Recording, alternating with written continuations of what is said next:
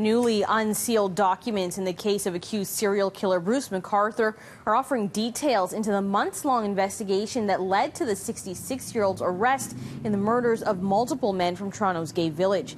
It shows police identified McArthur as a person of interest in Andrew Kinsman's case 3 months after his disappearance last summer, and that they believed the worst about what may have happened to him and others.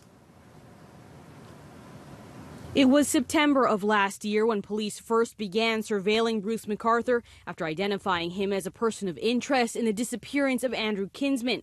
That's according to documents requesting access to McArthur's driver's license and financial records. Police obtained his Thorncliffe Apartments key fob logs to review his comings and goings over the summer of 2017 and placed a tracking device on his vehicle.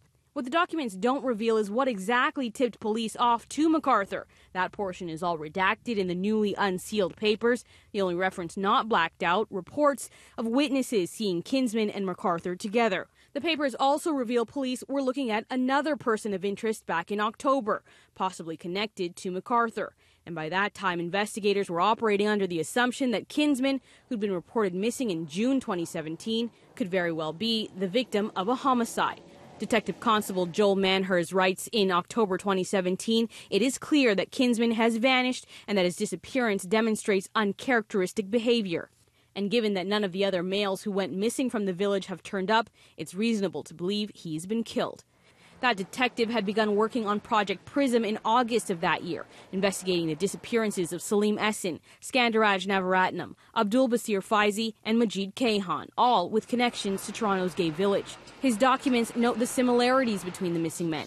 By all accounts, they were all middle-aged, bearded, frequented the Black Eagle bar and the Church and Wellesley neighborhood, and with the exception of Kinsman, they all had brown skin. He also noted that all of the men had disappeared during holidays. Navaratnam over Labor Day weekend, Faizi over Christmas, Kayhan Thanksgiving weekend, Essin over Easter weekend, and Kinsman during Pride weekend. By October, investigators believed there was circumstantial evidence to suggest McArthur could have been involved in the disappearance of Kinsman and possibly 4 other men. Police had found Kinsman's blood in McArthur's car, which had been sold to an auto parts shop in Curtis. That's when they ramped up mobile surveillance. Police documents show investigators interviewed tenants who lived in Kinsman's building and requested his phone records and email accounts, attempting to pin down his last whereabouts. They seized his cell phones, hard drives, and 2 Nikon cameras as part of the investigation into his disappearance. They also obtained Kinsman's journal with usernames and passwords for various online dating sites, including one gay hookup site that was also being used by Navaratnam, Essin, and McArthur.